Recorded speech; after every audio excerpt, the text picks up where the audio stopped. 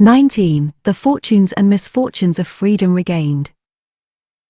In the wake of the June 1919 buckling of the front, the eastern Ukraine had thus found itself for 4 months under the jackboots of the white soldiery, and in strict subjection to all the stalwarts of the old established order, who returned to reclaim their properties and station. The medium and big landowners, kulaks and pomieski, the squires, police, magistrates and other officials from tsarist days. All of these, snugly ensconced and believing that their privileges had been restored permanently, had taken pitiless revenge on the peasants and other miscreants for the trials and tribulations through which they themselves had been put, at the time of the revolutionary upheavals that followed the withdrawal of the Austro-German troops.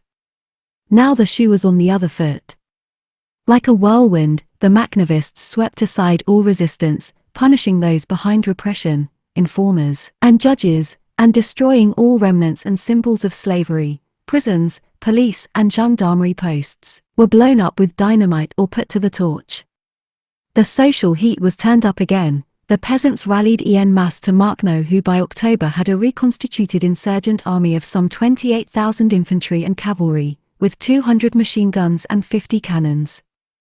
These insurgents crushed several enemy regiments, completely blockading Volnovakha, the main railway junction servicing the Denikhinist front, obliging White headquarters to recall the best Cossack troops from the front against the Bolsheviks as a matter of urgency.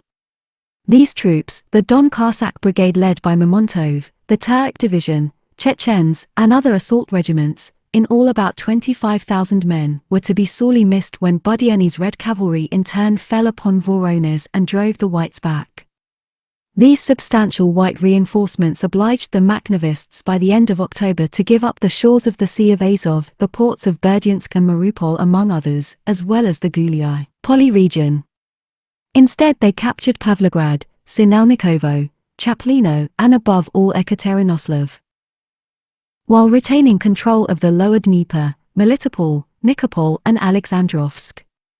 In every district, townland or city taken over by insurgents, the local residents recovered all social and political rights. They were invited to proceed with the election of delegates from their trade associations and local soviets, and then to call a regional congress to determine what policy to follow in the business in hand.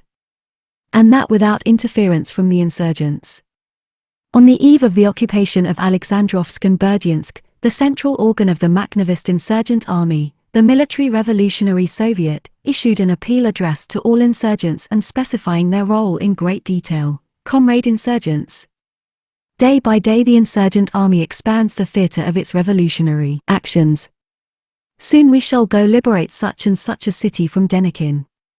It will be a city liberated from all authority by the Makhnovist insurgents.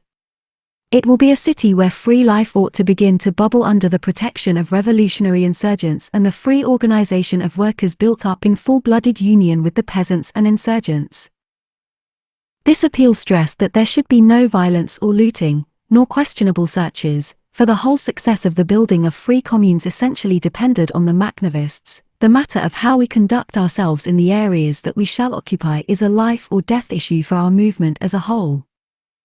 The insurgents made do with appointing one of their own to command of the town, albeit without any civil or military authority, and for the sole purpose of liaising between themselves and the agencies freely elected by the working population. The contrast between the backward-looking conduct of the Whites could not have been starker. Yet the Bolsheviks did not take this view.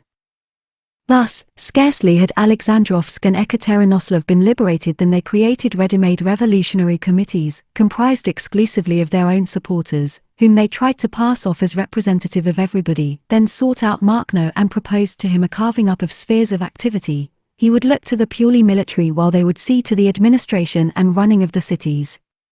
Even then, in their befuddled mentality, they mistook him for the movement as a whole, and, what is more, coldly proposed that he be, as it were, the arms of a body of which they would furnish the head.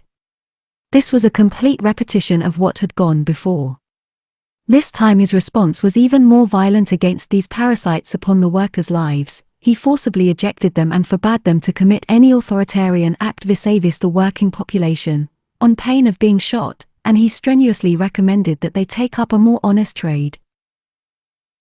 2 workers' conferences were held in Alexandrovsk, these elected representatives for the regional congress that met on October 27 to November 2, 1919. It drew nearly 300 participants, 180 of them peasant delegates, in the proportion of 1 delegate per 3,000 peasants, about 20 worker delegates, and the rest were delegates from left-wing revolutionary organizations and insurgent units. The agenda included the following items: 1. Organization of the insurgent army. 2. Reorganization of supply arrangements. 3. Organization of a commission to convene a subsequent congress and conferences on the questions of social and economic construction. And 4. Business in hand.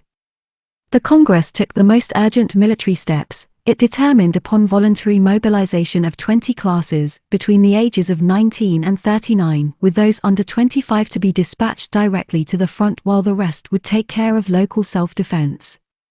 This call for a voluntary mobilization seems contradictory, and Soviet historians have not been slow to stress that, in fact, it meant that an appeal was issued to the revolutionary consciences of all concerned so that they might defend their rights and freedom by force of arms, without their being obliged to do so, as was the systematic practice among the Bolsheviks, Whites and Petliurists. The Congress also decided that provisioning of the insurgent army was to be ensured on the basis of war booty, requisitions from the bourgeoisie, and, above all, through contributions from the peasants, for the insurgent army was still an essentially peasant army. A panel of peasants, workers, and insurgents was appointed to prepare further conferences and congresses bearing on the region's social and economic reconstruction. That left, finally, any other business the delegates wished to raise. Everything went swimmingly up until November 30, when the anarchist Volyn, who chaired the Congress, expatiated upon the Makhnovists' theses regarding free Soviets, as drafted jointly by Mahkno and the movement's cultural branch at a General Congress of Insurgents. On October 20, these theses had been issued in pamphlet form and distributed throughout the liberated zone as a draft theoretic declaration by the insurgents. Makhno, who was present, took over and spelled out the theses. The Assembly decided to vote on the following resolution: to support this view by every means while calling for the universal and speediest possible creation of free local social and economic organizations in coordination with one another. At this point, several worker delegates, actually, Menshevik and social revolutionary militants, spoke up against this idea. In its place they cited the legitimacy of the Constituent Assembly elected in November 1917 and dissolved by the Bolsheviks in January 1918. Makhno lit into them in no uncertain terms, even labeling them counter-revolutionaries in cahoots with Denikin. Outraged, 11 delegates from the Soviet of Trade Unions, from the Union of Restaurant Staff, printers, bank and commercial employees walked out of the hall, and made a public protest at Makhno's charges, insisting in the name of the city's working class that these be withdrawn. The Congress saw no point in replying to this, for, had Makhno not spelled out to them a few home truths, then unquestionably, he reckoned, the Assembly would have done the job a day or two later. One Bolshevik official, Levko, participating in the Congress, also spoke out against the Makhnovist view while caricaturing it crudely. Quote, "You tell us," he said, "that the Soviets can organize anarchy, the absence of authority, and that we will be able to live with such Soviets, but you yourselves do not implement this," pointing to the Presidium of the Congress. "And anyway, who are you? Are you not an authority? You preside, you call speakers, call for silence, and, if you so desire, deny some the right to speak. How will it be under anarchy? If there is a bridge linking two villages, and it is destroyed, who will see to its repair? Given that neither village will want to do so, nobody will do it, and so we shall find ourselves bridgeless, and unable to go to town." End quote. The argument was too puerile to cut much ice, especially among peasants for whom solidarity is a natural law, but it is illustrative of this ongoing tendency among supporters of authority to take people for children incapable of assuming control of themselves without lapsing into idiocies. By way of contrast to the lines above, Pavlov, whom we have already cited, reproduces the peasants' profession of faith. "We are not Bolsheviks. They promised us much, but already we have everything, the land. What about power? We live very well doing without it completely. in any event the Bolsheviks at the Congress did not insist, and they even designated one of their number, Novitsky, to join the insurgents' military revolutionary Soviet elected by the Congress. Unity was the theme of the day, and it was enough for them to follow events, well placed and awaiting their chance to intervene. Makhno responded to the Mensheviks' protest by specifying that his accusations were addressed solely to them and not to the workers. This he explained at some length in an open letter published by the Makhnovist organ, The Road to Freedom, quote, "Can it possibly be that the workers of Alexandrovsk and its environs, through their Menshevik and right social revolutionary delegates, support the idea of the Denikhinist Constituent Assembly as against any free congress of workers, peasants and insurgents? When they fled from the Congress like craven vulgar thieves when confronted by the justice of my charges, is it possible that you decided to protest alongside them? Is it true that these puppets of the bourgeoisie are charged with representing you so as to hide behind your proletarian honor and call for support for the old ideal of the Constituent Assembly? I think not, that the workers of Alexandrovsk cannot possibly have awarded full powers to these people for that purpose. These impudent individuals who betrayed your interests by addressing Congress in the language of Denikhin. I am certain that you will keep faith with the ideas of the proletariat and peasants, with the idea of social revolution. Death to all constituent assemblies and other snares of the bourgeoisie. Long live the freedom, equality and justice of the toilers." End quote. Such a posture could not help but gratify the Bolsheviks. It was grist to their mill in their politicking against the legitimist social revolutionaries and Mensheviks. Makhno's violence of language is understandable, especially in light of the vicious battles he had just fought on behalf of his cause. Nonetheless, it needs to be noted that he was mistaken in lumping the Constituent Assembly with Denikhin's goals. Denikhin was as far removed from that as he was from the Free Soviets advocated by Makhnovists, as we have just seen. Also, if the so-called right, social revolutionary and Menshevik delegates were really representative of Alexandrovsk's workers, and there is every chance that that was the case, that merely signified that the working class was less radical than the poor peasantry.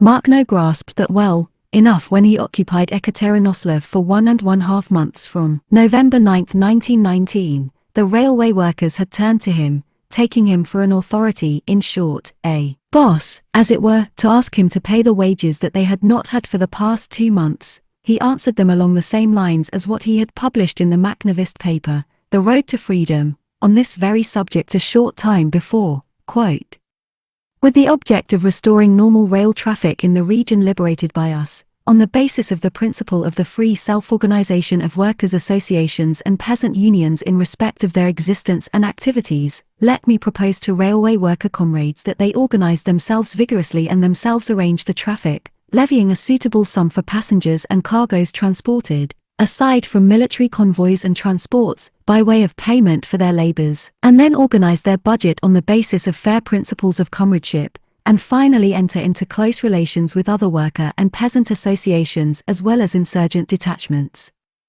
Commander of the Revolutionary Insurgent Army of Ukraine, Alexandrovsk, October 15, 1919. Makhno. End quote. This the region's railway workers did do, insofar as they were able in the light of the military situation. There was another characteristic incident with workers from the Budyensk workshops. They prepared some artillery pieces captured by the Makhnovists from the Denikhinists, then demanded payment for their trouble when payment was not always the practice among Reds or Whites. The insurgents were shocked at this attitude since they themselves did not shrink from sacrificing their lives for the common cause. One cannot generalize, for it is probable if not certain that with time all these frictions and misunderstandings would have been dispelled, but these examples are, all the same, illustrative of the revolutionary minimalism of certain workers.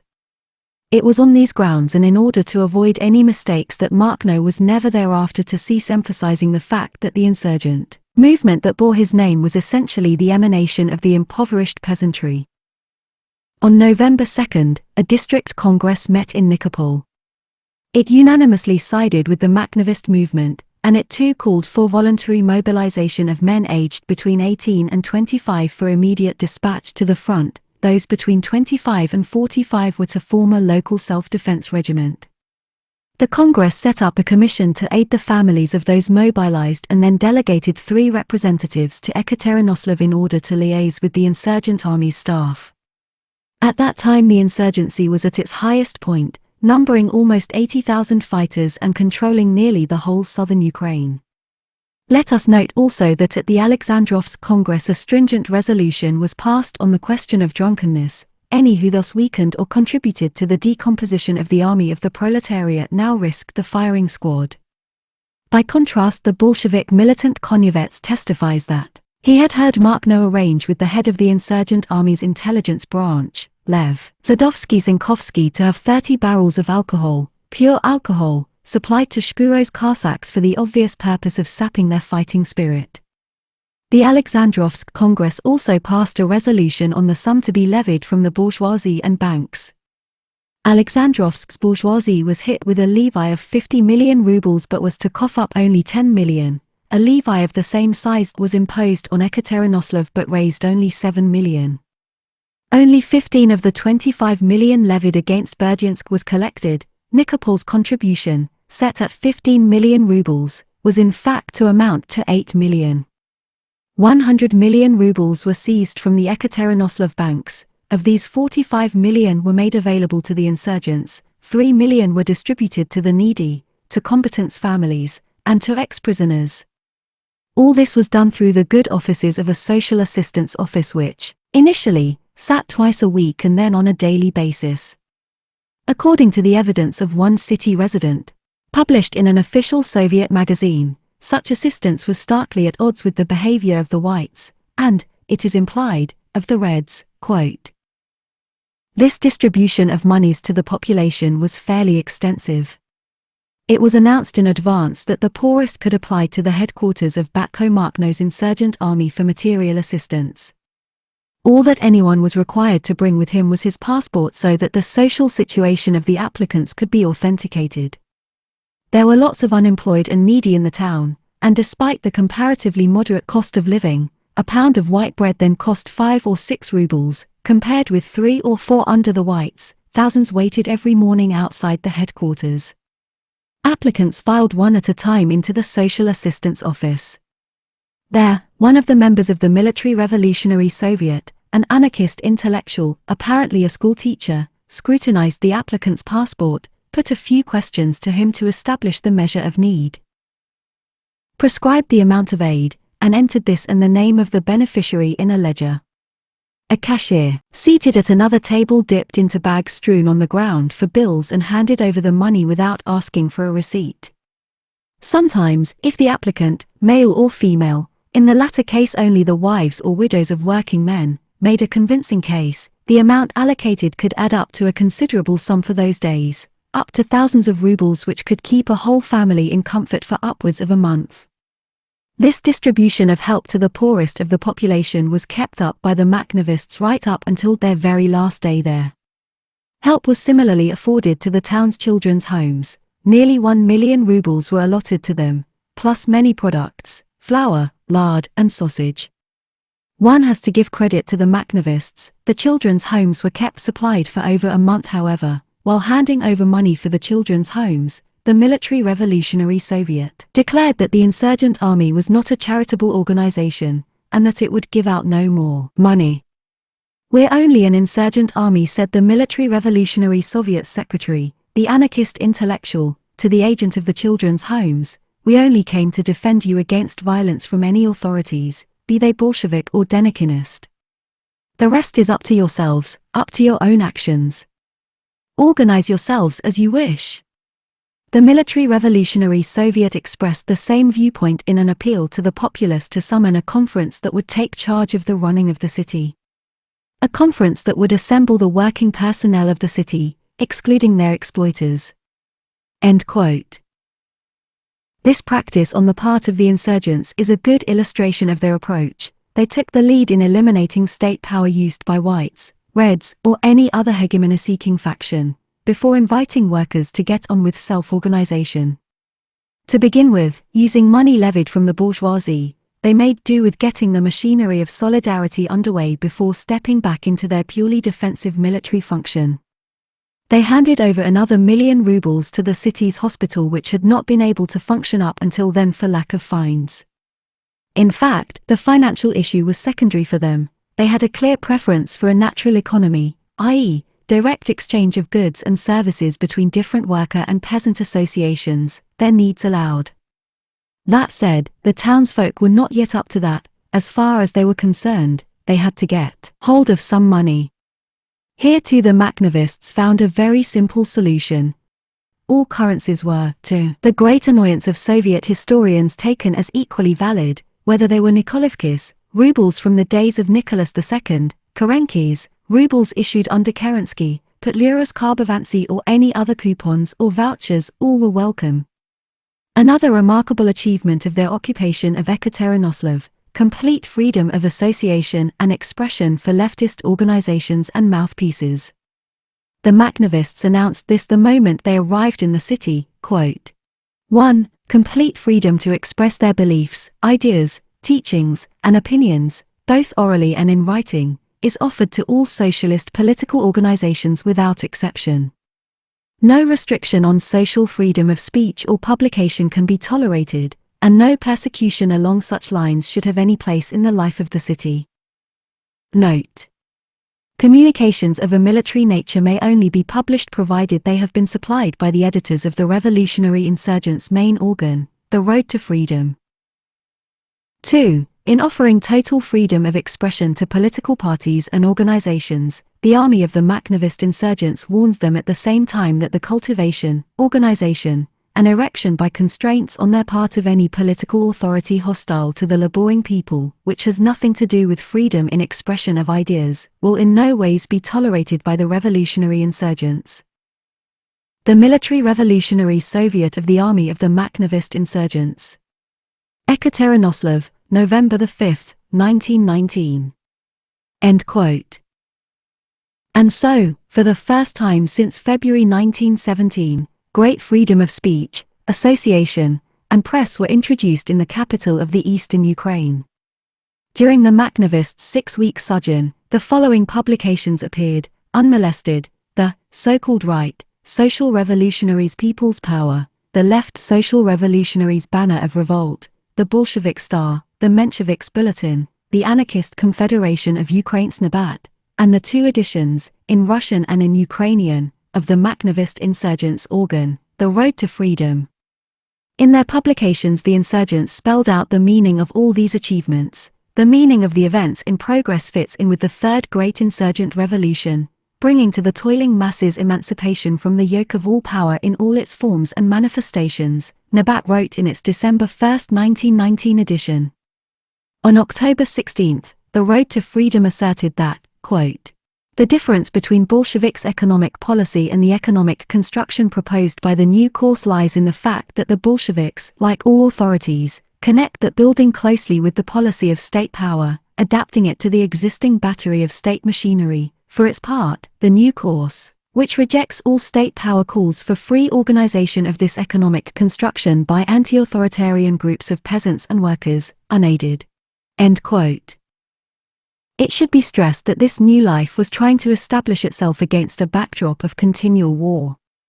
The city was under constant bombardment from Denikinists dug in on the opposite bank of the Dnieper, a factor that accounts for certain restrictions on the rights on the local bourgeoisie. Likewise, the whole region was prey to raids by Mamontov's and Shkuro's Cossacks, whose invasion undid nearly all of the decisions and resolutions reached in Alexandrovsk. Delegates had barely returned to their villages and townships before these were reoccupied by white troops. The situation became even more tense in Ekaterinoslav when a Bolshevik plot was uncovered. For several months past a number of Bolsheviks had been sharing in the Makhnovists' struggle. Some of them had capitalized on this in order to establish clandestine liaison with one another and to pack the command positions of given regiments. Then they decided to act, which is to say mount a coup d'état against the insurgent staff. To that end, their primary aim was to do away with Mahkno. On some pretext, they invited him to a soirée, where the plan was to offer him a poisoned drink. Tipped off by one of its members, the Makhnovist intelligence service quickly seized the plotters. The informant had wormed his way into the clandestine Bolshevik liaison, arrested them, and after a speedy trial, had the 5 main conspirators shot on December 5. These 5 were Polonsky, commander of insurgents' Iron Regiment, his second-in-command, Semchenko, his mistress and actress who was to have played the role of poisoner, Vayner, a former president of a Red Army court-martial of sinister repute, plus another Confederate. Another regimental commander, Lashkovich, who had been later the first man to enter Ekaterinoslav, was also shot for embezzlement, and that in spite of his tremendous popularity among the insurgents. Some Denikhinist agents, most of them ex-officers, met the same fate. On December 22, Ekaterinoslav was attacked by Slashev at the head of fresh and heavily armed troops. After several days of bitter fighting in an effort to cover the evacuation of several thousand sick and wounded insurgents left behind in the city, the Makhnovists were finally obliged to give the place up. As a result, the 4th Regional Congress scheduled to be held in Ekaterinoslav at the end of December 1919 was unable to proceed. There was a single and principal reason for the weakening of the insurgent army: an epidemic of typhus, an enemy worse than any faced thus far. The whole force and gains of the insurgent movement's struggle were thus to evaporate in just a few weeks.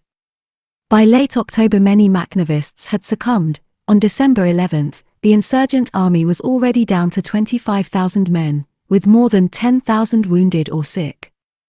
Many were sent home in order to reduce risks of infection. Others were hospitalized and perished by the thousands for want of appropriate treatment. Makhno and several members of his staff also contracted this ghastly disease.